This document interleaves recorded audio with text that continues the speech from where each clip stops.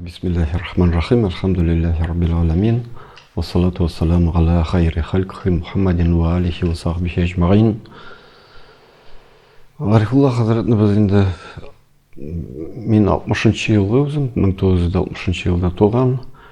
80-нчы елга кадәр хәтта армиядан кайткач та 80-нчы елдан кайткач армиядан соң да берничә мәртә тагын күрешүләр булды.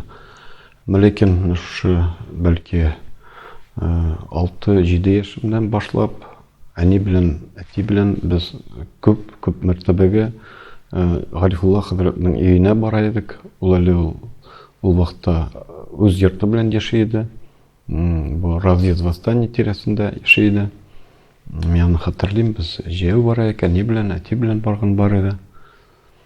Метридем бүгенге көндә мин шундый ишан хәзрәтне күргән юк. Мин күп очрашам, дин әһелләре белән, гади кешеләр белән күрешәм. Ләкин ишан дигән дәрәҗә әйтерлек миндә әле хис алганым юк. Гарифулла хәзрәт шикелле. Чөнки беренчедән ишан булырлык дәрәҗә булырлык өчен ул бернинди административ эшләр, дөнья эше белән шөгыльләнүче булырга тиеш түгел. Ул хошуг хәлдә һәр вакытта да идә, зикр тәсбихтә, дөнья тынычлыгы иминлеге өчен, кешеләрнең бәхете, иманы көчле булсын өчен шундый зикрдә һәр вакытта хәер дугада.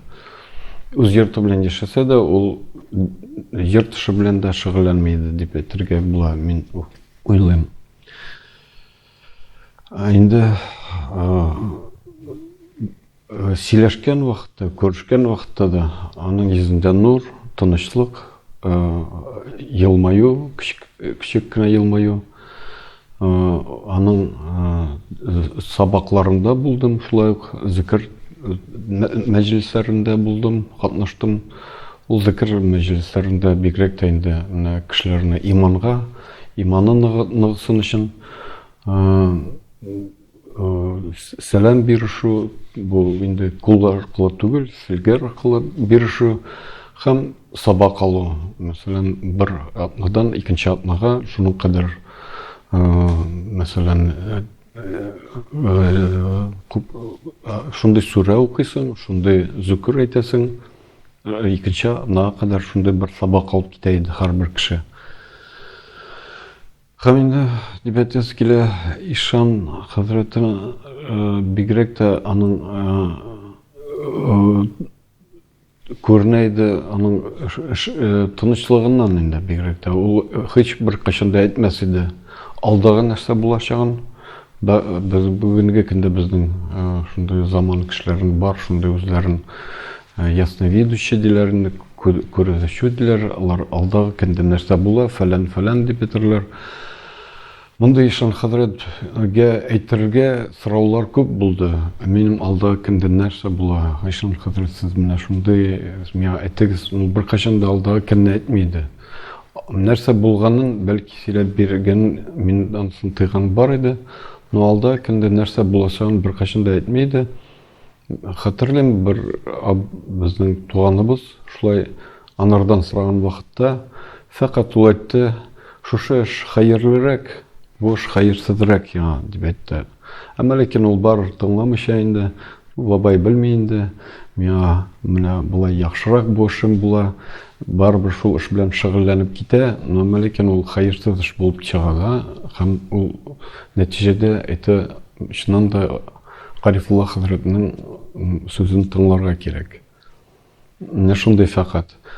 Яисә шундый әйтергә кирәк, нинди хис белән, нинди уй фикерләр белән килүчеләрне әйтә белер иде. Синең шундый фикерең белән килгәнсең, син шундый уй белән килгәнсең, син менә бу фикерләрне ташла, бу уйларны ташла, син менә бу, менә булай булу яхшырак дип әйтер иде.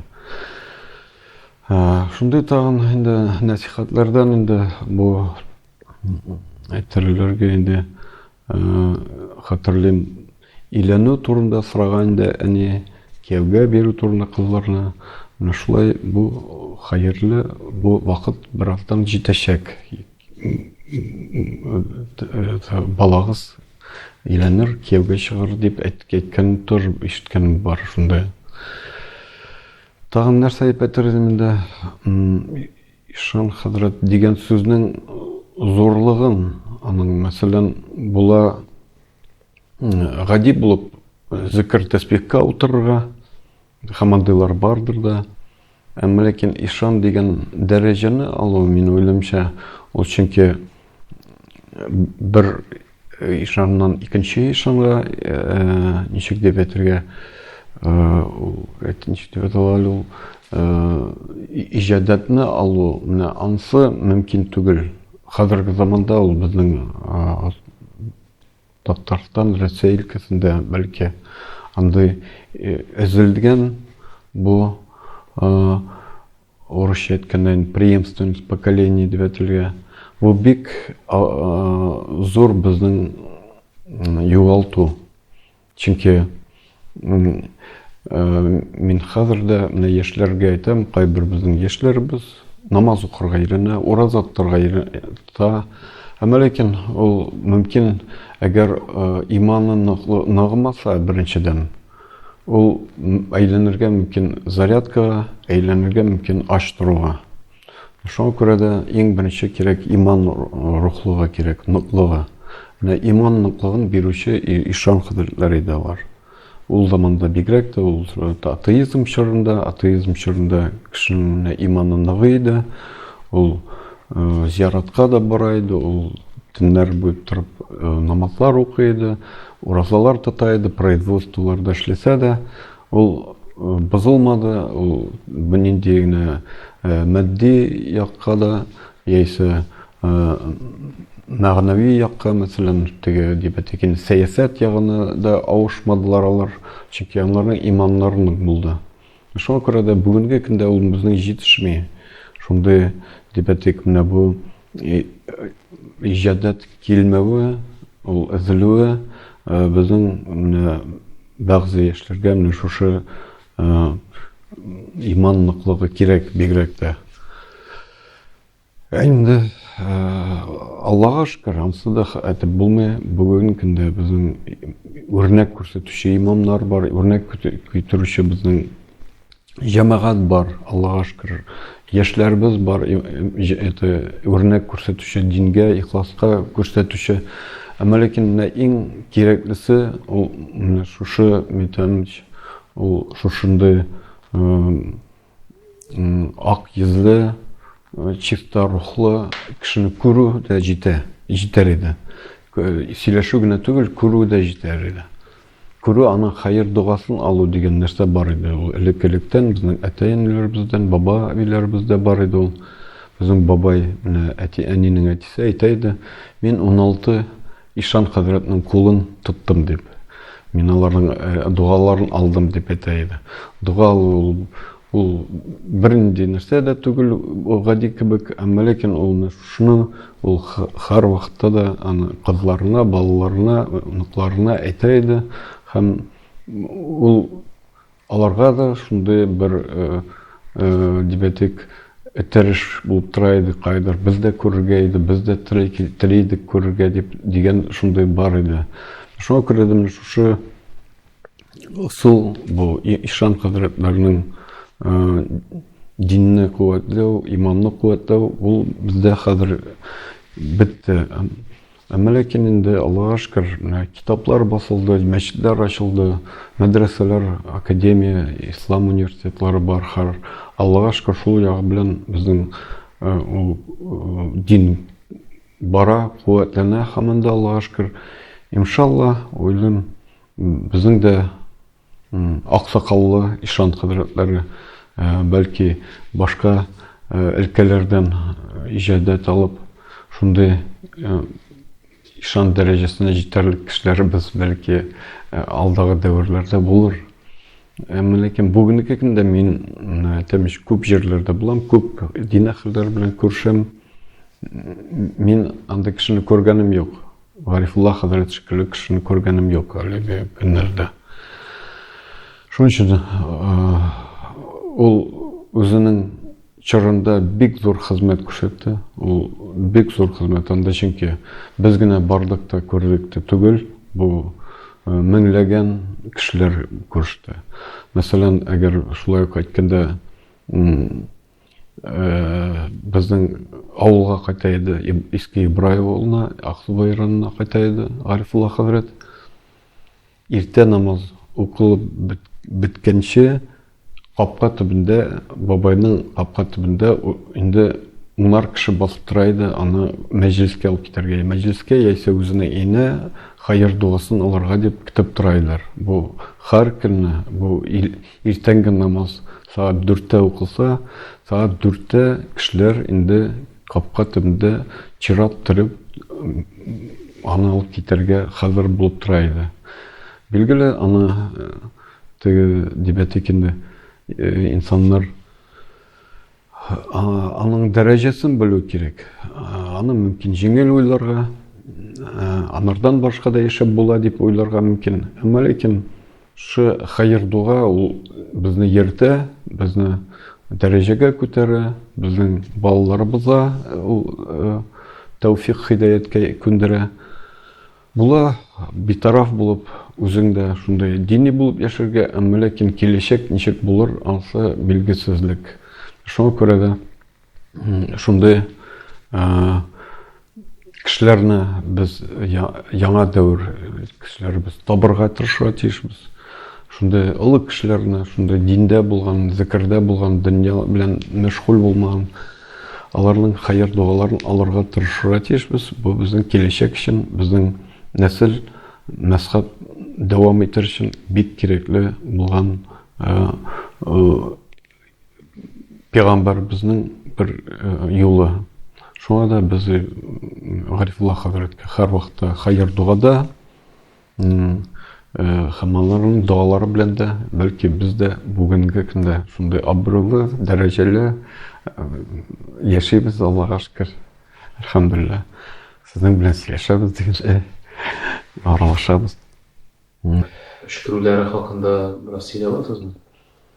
Әйе, билгеле, мин әйткәнчә, без генә түгел, мин үзем күп күргән бар, чират торган бар, алар кешеләр киләләр.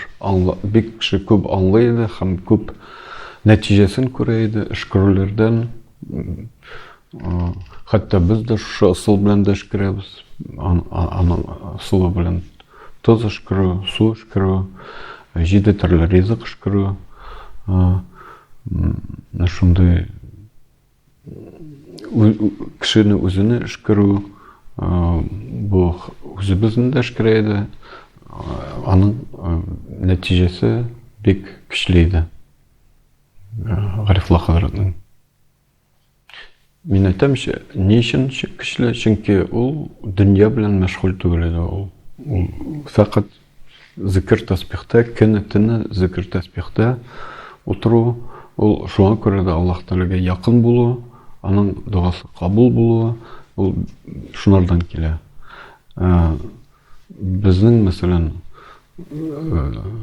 балалар үстерү, мәчет төзү, яисә башка төрле эшләр, документ эшләре, фәлән эшләре белән булып та без әзрәк ераграк.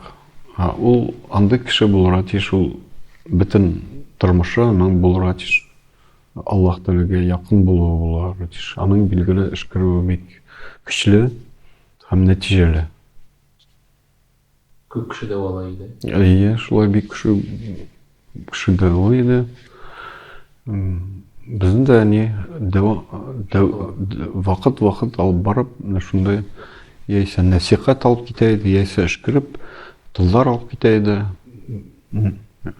Шундай һәр вакытта яисә аралашып тәсбих, зикр мәҗлесенә катнашу бара иде. Чөнки сабак алып кайта иде. Сабак алып кайтканнан соң ул аны шу атнар эчендә алып бара иде, шу сабакны. Ул күп кенә салаватлар, кыска сүрәләр, зикрләр, шуны укый иде, укырга бирә иде. Бүлекләре бар идеме? Мөридләреннән мин хәтерләйм шулай безнең ул бабайга тапшырды. Мин Шакир бабайга тапшырды, мин Шакир бабай тапшырды аны Яңа Ибрай авылының бер кешесенә, ләкин менә шуннан соң ул ничектер өзелде, аны дәвамы булмады, күрелмәде. Һәм мин Шакир бабай да шулай анардан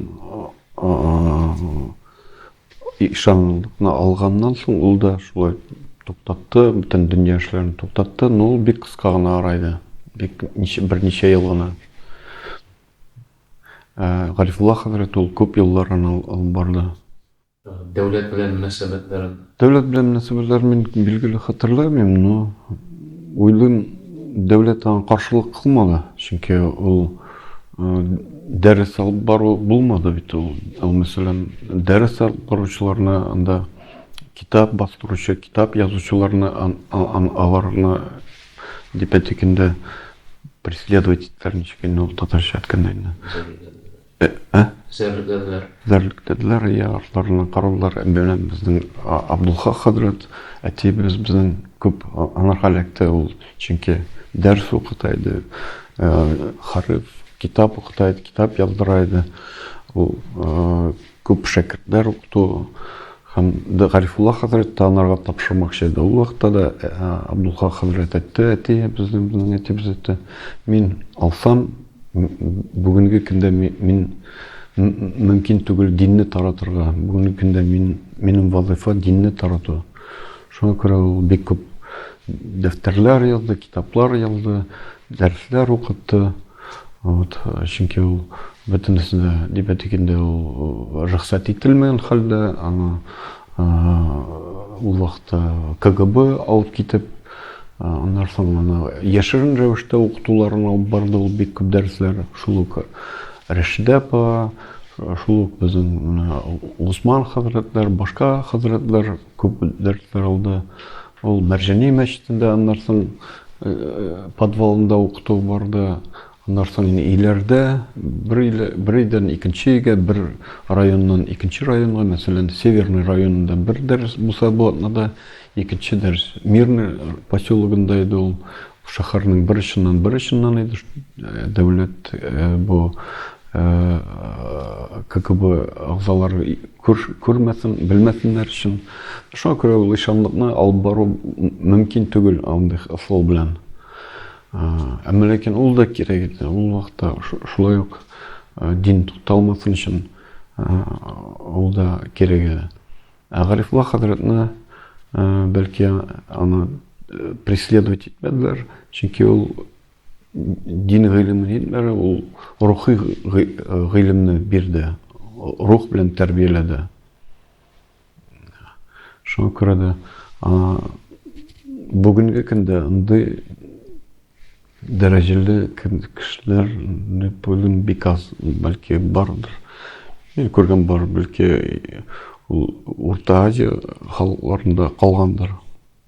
Бүгенге көндә Дагестанда Ахмад Хаджи, муфти, Дагестан муфтие, мин анарда күп мәртәбә булдым, күрештем. Бәлки әле ул андый дәрәҗәгә бик күп җитмәгәндер дә, но ләкин анарда бар. Анарда бар менә шушы ишан хәзрәтләрнең дип әйткәндә тәэсире бар. Мин әйтәм. Гарифулла хәзрәт шикелле кешеләр булуын мин бик теләр идем бүгенге көндә, чөнки ул бер дә түгел, 5 дә түгел, меңләгән ишан хәзрәтләр кирәк. Ул чөнки элек шулайрак булганда, билгеле ул һәрбер район өчен түгелләр инде, бәлки 500 километрга бер, 100 километрга бер шундай ишан хәзрәтләр булган, ул рухи тәрбияне бик күп бирүчеләр булган. Һәм Гарифулла хәзрәт үзе Казан шәһәрендә яшәп, бәлки Татарстанда да үзе генә калучы булгандыр.